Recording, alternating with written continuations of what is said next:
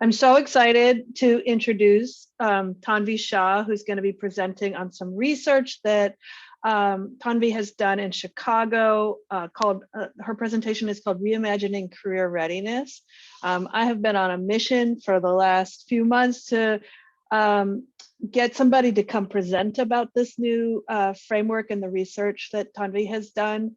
I've all but cyber stalked Tanvi. I'm sorry. Emailing and bugging her. I'm so glad that you're here today to share with us the work that you've been doing with the Chicago Jobs Council. I'm going to introduce you with your bio, Tanvi. I hope you don't mind.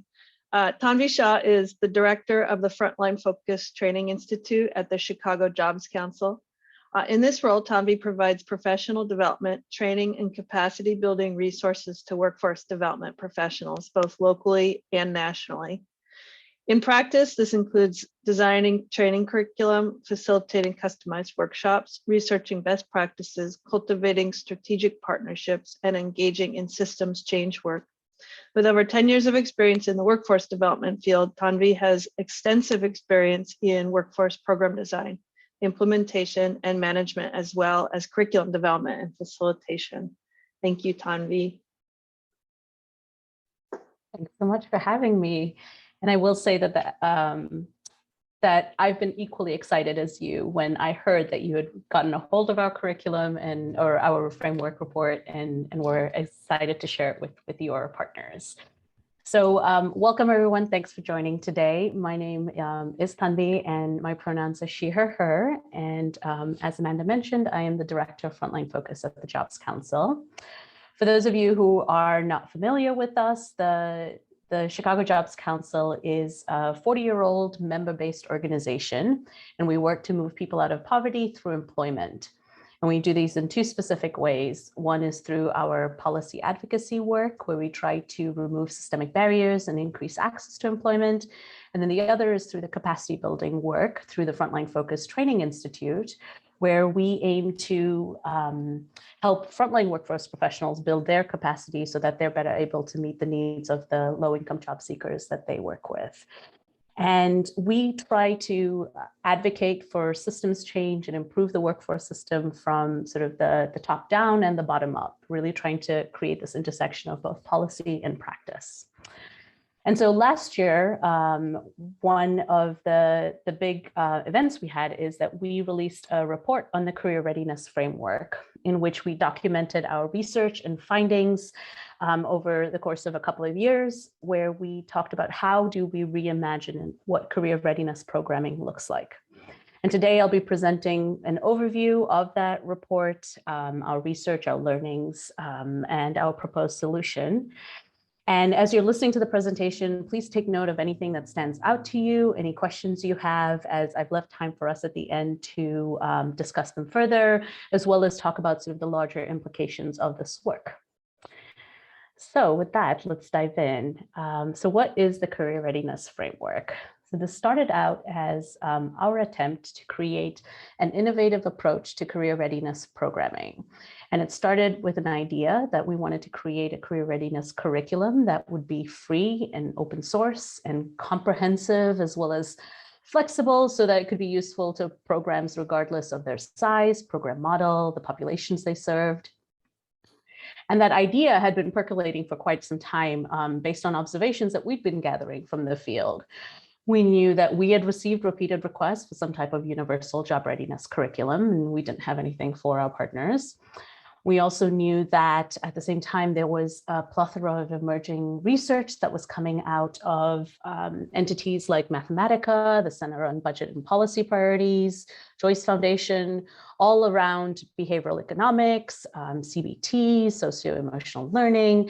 And so we knew that this was an opportunity where we could leverage sort of our experience developing resources, delivering trainings, and sharing best practices with the field. And so we took on this challenge to develop what we thought would just be a curriculum, but turned into something much more. And so we started this process by trying to catalog what we knew about job readiness training and the workforce development field. And so we knew that job readiness training is a requirement for nearly every public and private funder of workforce services. And despite that, there is no one universal definition of what it means to be career ready. There's also no standards of what qualifies as a good training. And so organizations are actually left to create their own, which is often pieced together from work that previous colleagues have done, their own ideas, and whatever research staff can cobble together.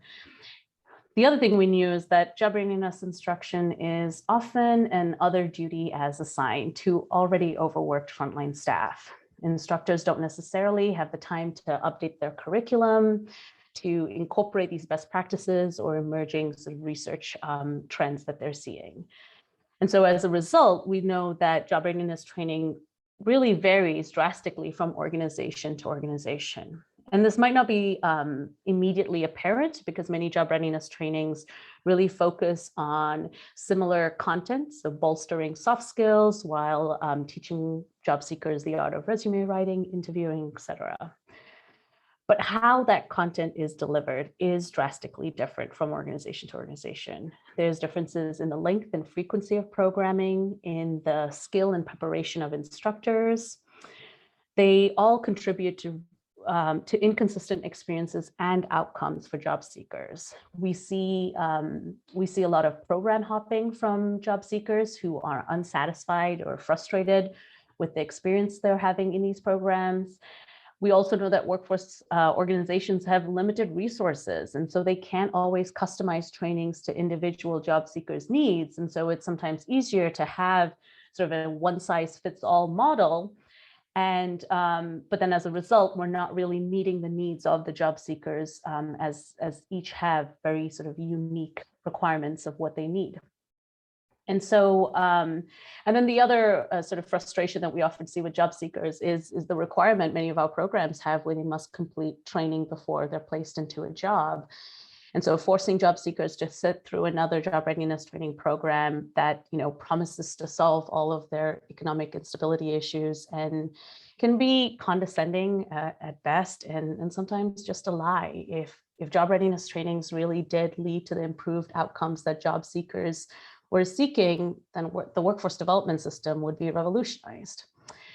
And so we know also that over time, organizations have worked to perfect their programming.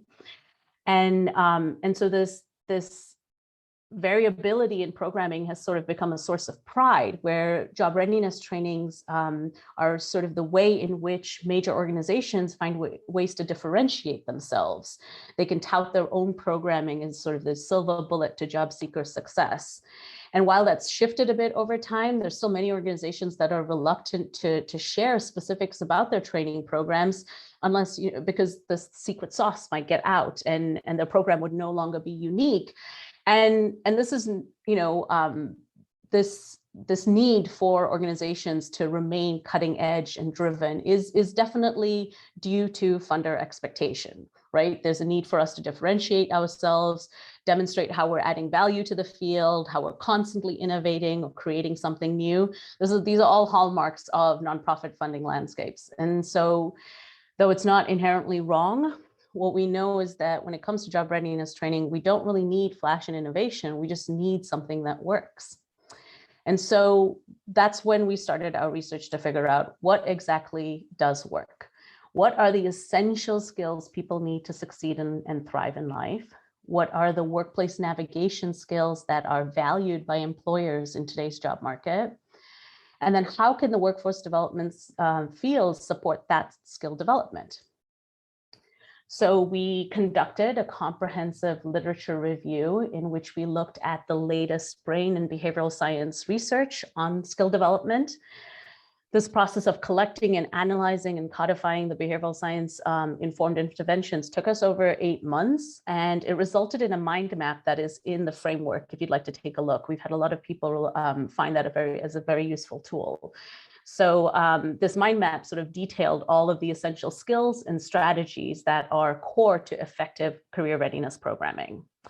We also interviewed on-the-ground practitioners from best-in-class organizations locally and nationally. We conducted a landscape scan of employability skills frameworks, and this was to really understand what the labor market was valuing. And then we also inventoried over a dozen job readiness curriculums to identify themes and trends and best practices. And we convened a national advisory committee and a working group of experts to help challenge our assumptions throughout this process and guide our efforts. And so through all of that, what we realized is that, and especially in our discussions with the National Advisory Committee, is that one major problem we had is that our collective narrative in this field was racist. There is a persistent othering of job seekers. And one example of that is in a conference we'd recently attended, Michael McAfee of PolicyLink had asked if attendees could send their own loved ones to these programs, would we? And that was a real gut check for a lot of us who did the work. And so we also know that we often think of job seekers as these empty vessels that are going to be made employable. And often that's code for white. And then we also know that that having this, we often have an individualistic mindset where we are blaming job seekers for not getting and keeping a job rather than the systemic barriers that are acting as roadblocks. There's also this deficit-based narrative that exists in which we are, and sometimes that's encouraged by funders, but it's where we are referring to and categorizing our job seekers by the barriers they have, by what they lack, rather than their assets. And then finally, there's also just the language we use in our field, the fact that it's job ready versus career ready. Even just the name of our field, workforce development, sort of lacks the prestige of career navigation that's college students and white collar workers have access to. And so we've struggled to find the right words and language throughout this process and how we would move away from these dominant narratives. And while we agreed that the traditional words that we were using wouldn't do, good alternatives often eluded us and sort of presented new problems. And so in the end, what we realized is really that the progress was going to be in this debate, in the questioning and challenging. And so we've continued to do that at every stage. And we've asked our partners and those who've worked with us to do so as well. And so we really wanted to acknowledge the tension of us working in a system that upholds racism and still using our positions to change how we talk about our work and how we do our work. Because we don't accept the idea that, that the workforce development system is immutable, and we can define new ways of doing our work, new approaches. And so, so through our research, we learned many things, but the most important of which is we realized that how we do our job readiness training, how we deliver trainings is more important than what we train on. And so specifically, it's the strategies that we use to deliver job readiness content. They matter more than the content that is being delivered. Specifically, our takeaways were that executive function skills were essential, and that programming had to focus on developing and strengthening these executive function skills. And so these are the core life skills that we all have and use to varying degrees. They allow us to plan and focus and prioritize, and they're critical to our success in achieving our goals. So examples of these are flexibility, emotional control, task initiation. And these are often impacted by challenging life circumstances, so trauma, stress. All of these impact someone's ability to use these skills, to develop these skills. And that is sort of the core to the approach, is that it really needed to focus on how you were going to create an environment so that a participant can focus on building and strengthening these skills. Additionally, we also knew that the goal attainment process is critical to making sure, the goal attainment process that is client-led is going to be most impactful and critical to long-term participant success. So job seekers have to be allowed to set and pursue their own goals. We can't dictate what those goals should be, and they can't be our program's goals. They have to come from the participant. And then finally, we knew that that the coaching approach was going to be what would lead to lasting change. The coaching model or approach is really the most effective way for someone to actively strengthen those executive function skills as well as affect goal attainment.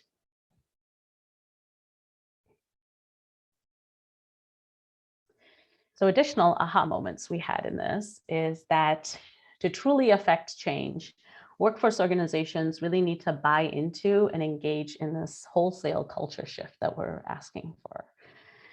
And so this is where a lot of job readiness training programs fall short.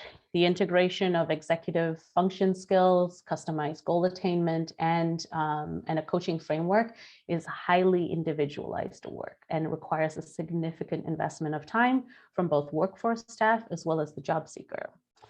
And implementing this type of programming really does require a shift in the entire organization. You have to train frontline to executive level staff on these behavioral science interventions, as well as the research. It also involves updating curriculum and program policies, organizing how you organize your operations. And so we realized that what we needed to do is really figure out how we were going to build frontline organizations' capacity to do this work. And so this is where we knew that the career readiness framework had to be more than just a career readiness curriculum. It also needed to be a culture shift toolkit that would inform workforce program design and delivery and support organizations that are trying to make the shift so that they could create these truly transformative programs. And so with that, I will show sort of what our solution to this is. And as you can see in this diagram here, this is sort of what we came up with after all of our research. And so in the center of this diagram, you can see that we have the participant or the job seeker. And around them in the blue circle, you'll see these are all of the skills that they need in order to advance in their careers. And so this is an understanding and mastery of their executive function skills, their workplace navigation skills, as well as any technical skills they need for their specific sector. And though these skills are typically taught at varying degrees in different programs around the country, sort of the next layer is where we start seeing our intervention diverge, because this is really about how those skills are developed.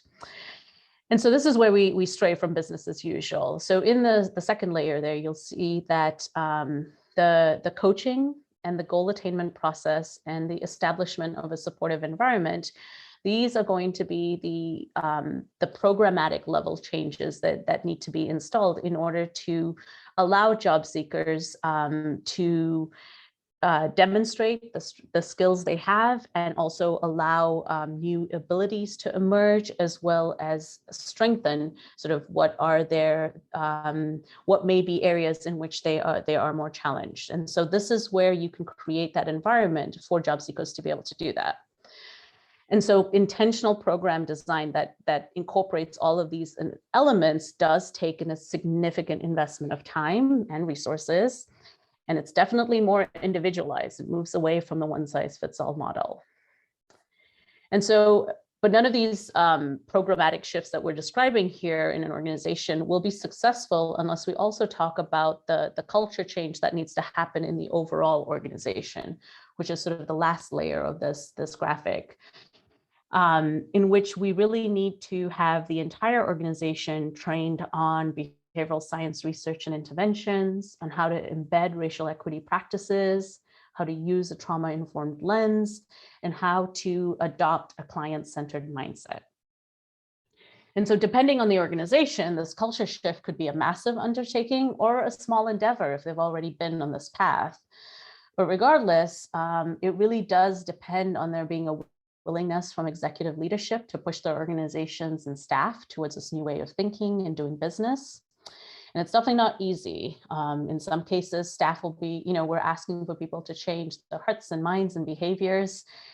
But all of that, without all of those elements in place, the issue is that our field is in danger of doing the same things over and over, hoping for a different result. While we started with a singular goal of improving job readiness programming for the field, we entered with this realization that the entire system really needs this seismic culture shift. And we need to transform how we serve job seekers. And that is what we proposed through the career readiness framework. And so I'm I have a little bit more I can share, but why don't I pause here since that was a lot and see if folks have any questions or comments, anything you'd like to share. Feel free to unmute yourself or share through the text box, the chat box. Tanvi, can you see the chat? I can, yes.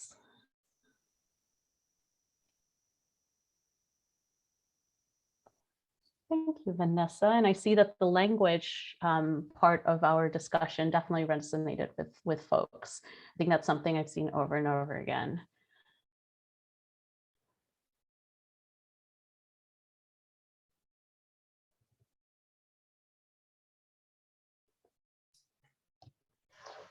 I like what Ruth said too, that we can use workforce development programming. We tend to think of, executive functioning skills as life skills, and that's often not included in explicitly in adult workforce development programming, at least not with the same intentionality.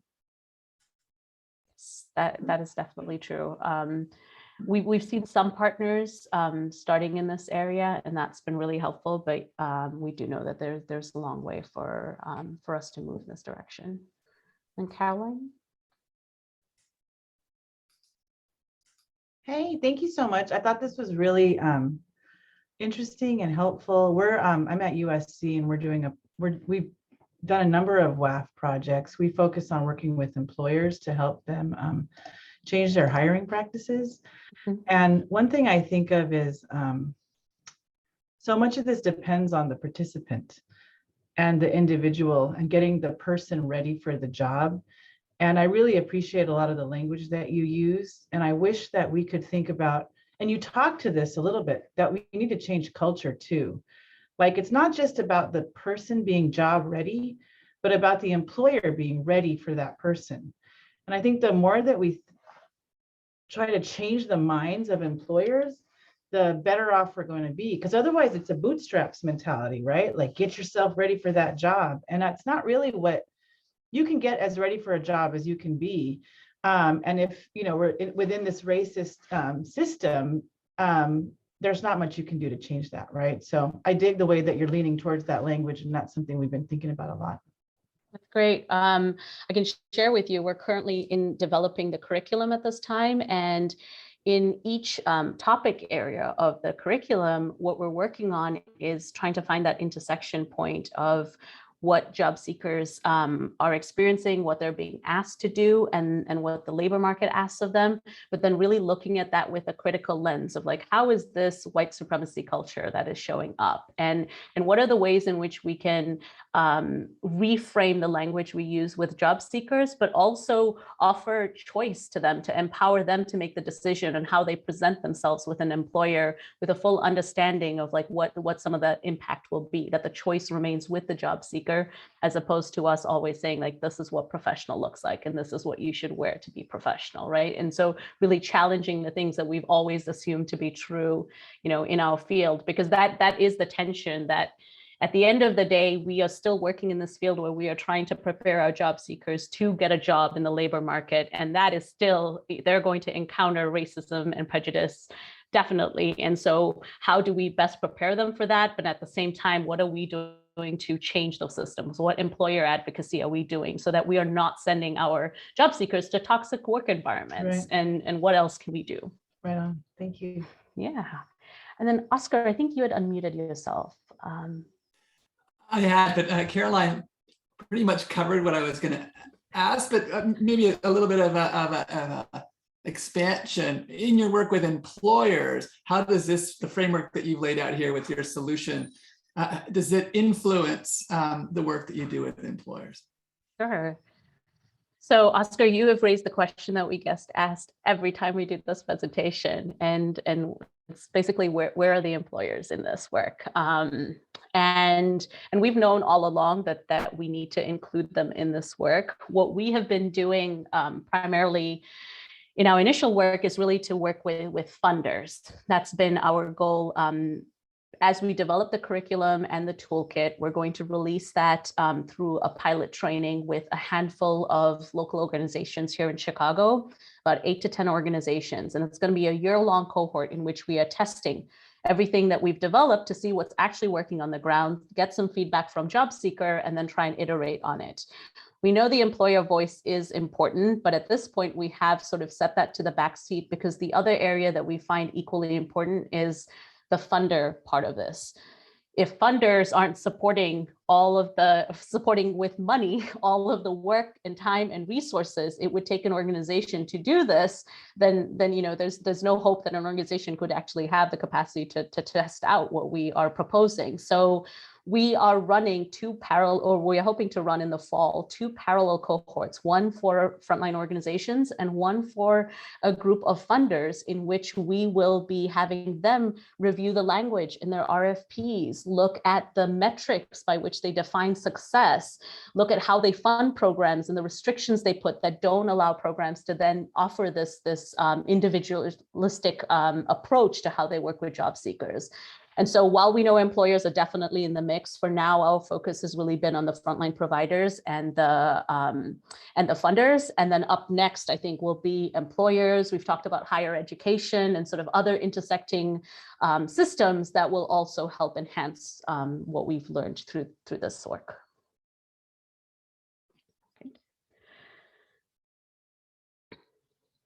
I can see the funding question definitely got some interest. Vanessa added, love this.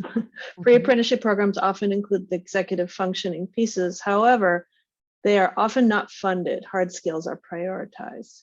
Yes. Yes, we do see that. I'm also thinking Ruth's comment about this approach means that working with job seekers for longer and needing a variety of metrics to then measure that. I think that is so critical. I can skip forward in a couple of the slides. So we've presented on this topic with many of our partners over the past year.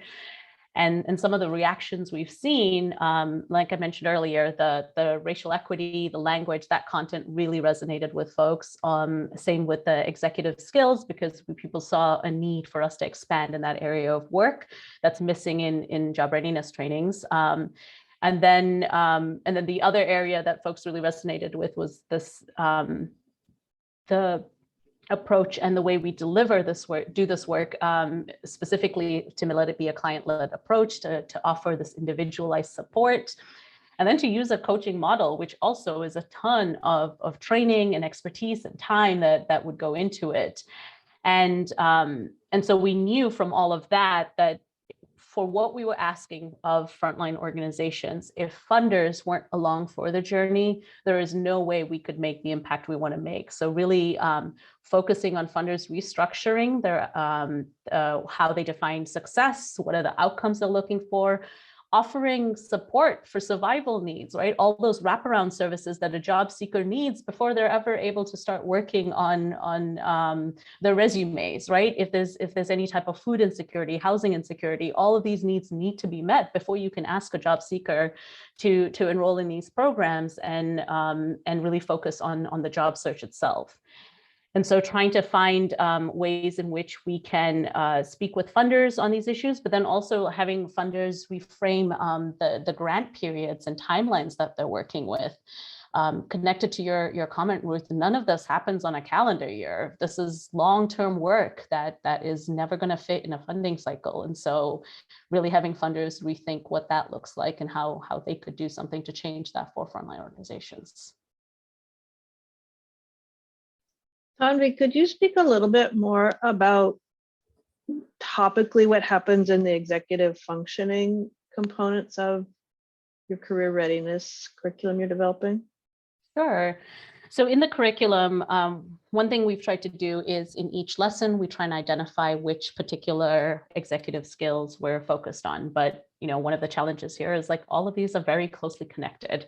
And so most of the time you're using a range of these. But what we've tried to do is really help participants understand what these skills mean, understand that everyone has them, everyone has challenge skills, everyone has strength skills, right, in these areas. And that is just how it works. I will never have, there are 12 executive skills we've identified, but I will never be amazing at all 12 of them. But the strengths that I do have help me manage my life and manage the areas in which I have challenges. So if I tend to have issues with time management, I find maybe through my planning skill, I'm able to get around that. And so that's what we try and pass, that messaging is what we try and pass on to job seekers as well, is like have them look at these skills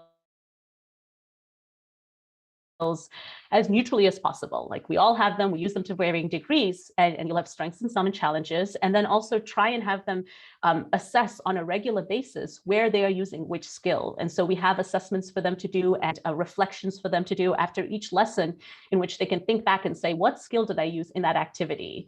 We did an activity as a group. What were the skills I was using? Did I get the group started? Was I using my task initiation? Was I leading the group by doing X, Y, and Z? And so the idea is to have them think about those skills more, to have job seekers identify where they use them, and then they're able to better articulate that with employers as well, better able to speak to the skills that they bring to the table. Sammy, I'm wondering if you have any of those tools in your slideshow. I think that's really interesting, right? Because I think about traditionally we assess the readiness of a job seeker, sometimes in partnership with employer, if it's subsidized, if it's not, maybe previously, and then of course they go to a job and then they go through their own evaluation system, but for performance reviews, but it's always like time management, the functionality of the skills, of the job itself, right? But very little is it around coping skills or the ability to be flexible, or, those kinds of things that you're talking about in terms of those executives functioning, right? So I'm wondering about that, because I think that is I think that is just lost so often, right? Is this, and I really appreciate that the framework is around building the capacities and the knowledge of the job seeker, and not just we're doing for you, but we're doing with you, so you can be aware and you're kind of being able to articulate those skills on your own for yourself. Like it'd be nice to get to a place where you can talk in a job interview and say, and I have great coping skills. So when the job gets hard and they get stressed, I actually know how to do that, because it's not deficits. It's not coming from a deficit perspective. It's like the traumas that I've experienced has taught me, and I've learned in training how to cope. And so actually when this job gets hard and people tend to quit, I won't, because I know how to I know how to persevere, right? And so I wonder about those kinds of assessments, and how that gets kind of communicated maybe to employers in that way.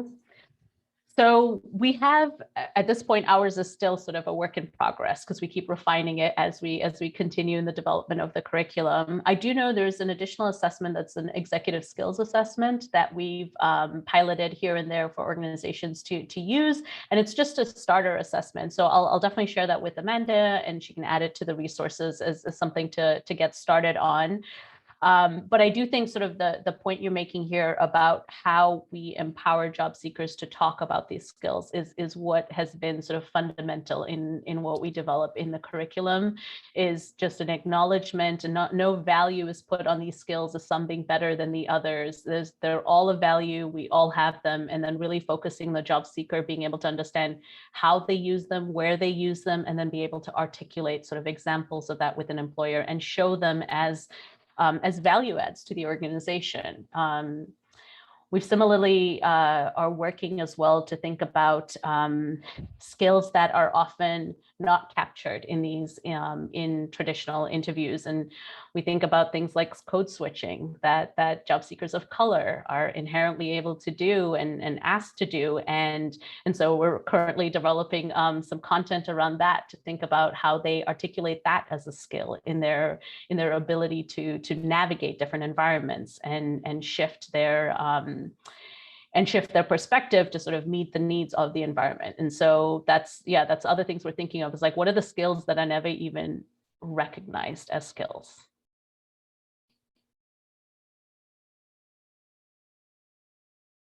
Any other questions? Comments?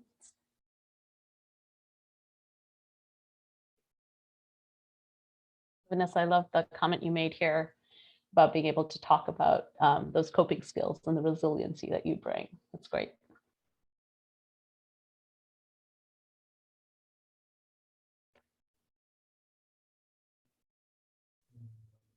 If I can ask a question to the group, I'm wondering if, for any of you guys on the call, if you can imagine utilizing this framework within your programs WAF project or not, and kind of what, challenges you might think might come up as a result, or even some positives. I'm curious about how you think this may overlay within your programs. Great question.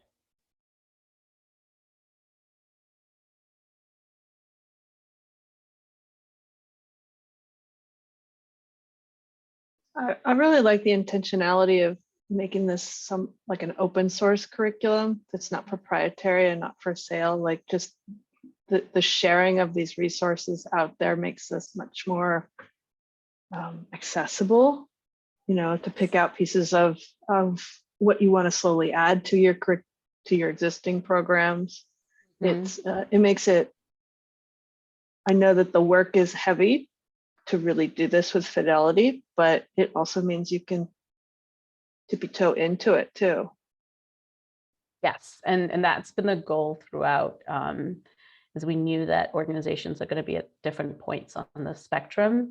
And some partners we've worked with are definitely further along, have already started embedding coaching and executive skill development, and others who this is a new term to and are very much at the beginning of the process. So by making it open source, by also the curriculum, we've scaled it in many areas as well. So if you can't do one-on-one individual coaching with your job seekers, what are ways in which you can use this curriculum in a group setting, in a classroom setting? And then what are ways in which you can dive deeper if you have the ability to pair your job seekers with coaches and case managers, where they can really do more of the reflection and skill building in those smaller groups.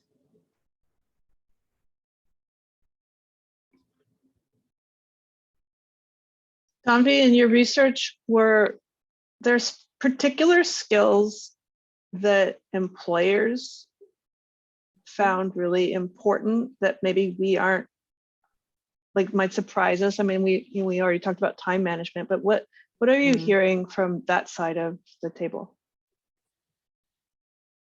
So I think I assessed many different skill frameworks, some from the national, from the National Association of Colleges, and others from employer coalitions. And when I basically inventoried all the skills that everyone talked about, which were the skills that kept coming up, the most common skills are what we have termed workplace navigation skills. So if you look at the report, they're all outlined in there. There are about 8 workplace navigation skills that we focused on.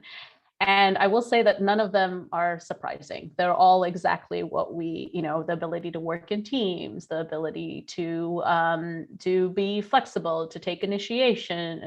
So they're all very common skills, and there's a lot of overlap in what we call the workplace navigation, the soft skills, and the executive function skills. But the difference is that the executive function skills are really are coming from behavioral science, and they're coming from sort of these core life skills that everyone has. They're not just related to work the way workplace navigation skills are.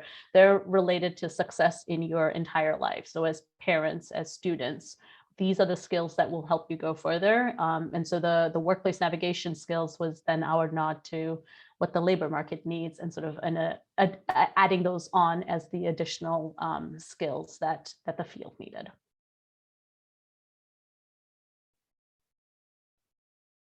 I see people are in the chat. Oh, yes.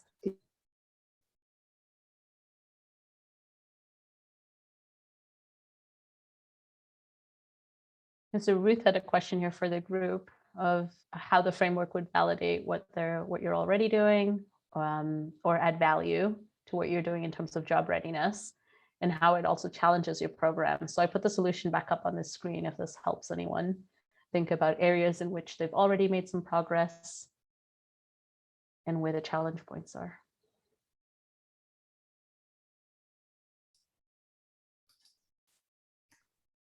And Hallie or Haley brought up the relevance to youth work. Do you have any insights to how this model framework or way of thinking is relevant to youth workforce development? Yeah, I mean, we've kept this framework as general as we could. Primarily, it is focused on adult learners, but throughout the process, we've had a few different experts who work specifically with youth who have come in and provided their expertise. And similarly, as we review the curriculum, we'll be having those providers come in to see where are the variations for the different subpopulations that organizations serve. So with each of the activities, what we hope to do is maybe have variations of, like, if you're working with learners with limited English, if you're working with youth, where you could start this activity, because the discussions might start at a different point than they would with an adult learner. And so we're definitely hoping to add that layer as well. And then at the same time, at the Chicago Jobs Council, we also have a 7-week training program for who we term as guides, anyone who's working with youth and advising them on their career trajectories, all of their post-secondary options. And so that training has coaching completely embedded in it. And so there's a lot of learnings from that we're embedding into this curriculum, and similarly learnings from this that will get filtered back into what we call our Chicago College and Career Advising Credential Training. And that is also available on our website, should you be interested. Yes, Lisa. I work at Los Angeles Valley College, and I am a therapist. I give a 2.5 hour lecture to all the workforce training participants right in the very, very beginning. And it's a stress reduction lecture. And it really incorporates what is stress, how does it affect your life. It's really an introduction to all sorts of language around. I think a lot of the workforce participants don't know what flexibility is, what stress, what are the symptoms of stress. I introduce a little bit of mindfulness, a little bit of brain function, and it really kind of warms up the participants to, we want to talk about this too, and how you're functioning, how you're coping. So it's really interesting to get the participants right in the beginning. And then my partner, Luma, who's a social worker, meets with all of the participants after that lecture, to ask questions about what they need to be successful in the program and what community resources we can hook them up with, or what can we do on campus. So it's sort of that. I love the idea of, I had not thought of it as executive function, but it really is the introduction to what is executive function, that you have to be okay in order to understand what executive function is, and how you know, a little about self-regulation. So it's really interesting that it shifts the mindset of the workforce participants. So it's exciting to see that shift. And when some of them are like, wow, get it, you know, so. That's great. I love this idea of your programming. That's really wonderful that you're able to take the time to do that with participants. And clearly it sounds like they see the value in it too. I think the stress aspect of it is wonderful that you're helping people identify what that is, because you're right, it very much impacts those executive skills. And I think that's where some of that, this is why the behavioral science knowledge is really important to, like, shift culture in an organization, because sometimes staff see a participant behaving a particular way or making particular decisions that they're not thinking of the long-term repercussions of those decisions. And a lot of that is happening because of the stress and the trauma that participant is facing, and their ability to then see the whole picture, their ability to tap into their best skills is limited, and they're working on sort of the autopilot, and this is how their brain functions in times of stress, and they're not able to take that step back and get that whole picture view. And so by informing staff that this isn't bad behavior, this isn't something that's inherently wrong in the job seeker, this is stress that is causing that. And so when they come to your organization, are you inundating them with paperwork? Is the environment you are creating just adding to that stress that they continue to not being able to tap into these executive skills that they have? And so, yes, I think it's all very much connected, and the ability for the entire staff to understand that in an organization is really important if you're going to see the change, with job seekers within their programs. Tanvi, where do we find the executive functioning skills assessment you mentioned? Yes, that one I'm going to have to dig the link up for you. And I mean, I have it and I'll share that with you just after the session along with the slide deck if anyone's interested. Got it. I will put that into our shared folder. Okay, great.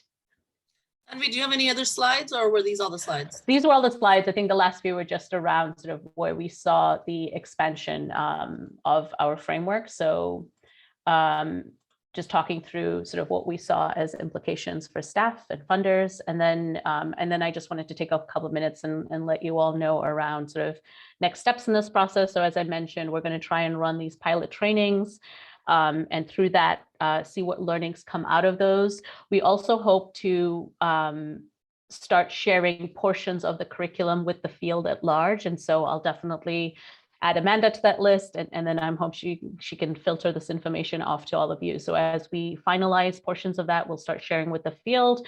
And then as always, you're welcome to reach out to me in the future as well, should you like to talk more about this. I love talking about this topic, so I will welcome any calls to do so.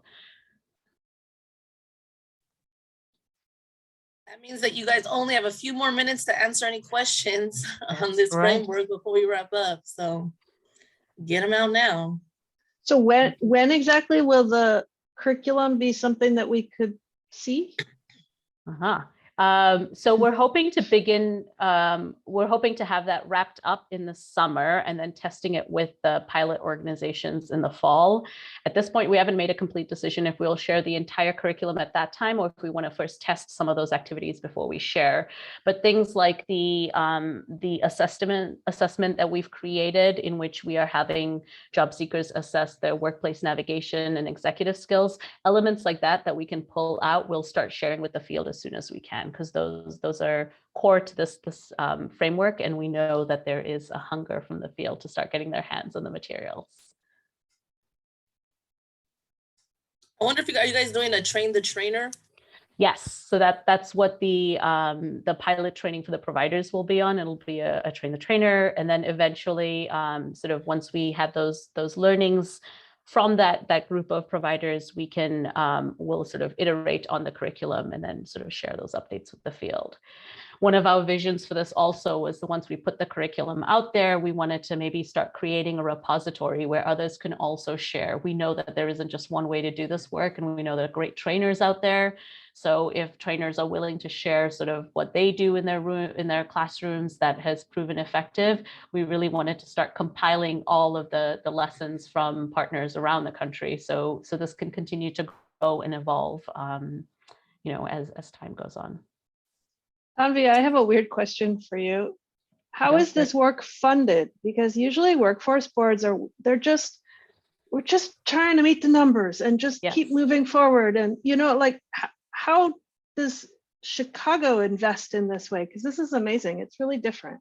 Yeah, and we've had our funder who's been supporting this work for a while, and it is a group of private funders who are doing this work. And so it's through the Chicagoland Workforce Funders Alliance, and they've been supporting this work as a group, and they are the same people who'll be coming through our funder cohort as well. And so these are funders who see the value in this work, see the shortcomings of our field, and have invested in us to try and figure out a solution that would address these larger challenges. And then they're also willing to put themselves, you know, up to start re-examining sort of what they put out into the field and how they might be contributing to some of this and what they can do differently. Thank you. I was wondering if it was a funders alliance. Mm-hmm. We've been longtime friends with the Jobs Council, so. All right, well, we're not seeing any more questions. So we would love want to send our appreciation and thanks to you, Tanvi. This was an amazing framework that you've shared. And so pulling an Oscar, would like for everybody to thank Tanvi for this amazing presentation. You feel free to use your emojis, feel free to use the chat. I'm a fan of the chat to say what you've loved and any other appreciations you have. Just to recap, and also actually before I recap the sessions, Yep, I'm seeing some hearts, I'm seeing some clapping hands.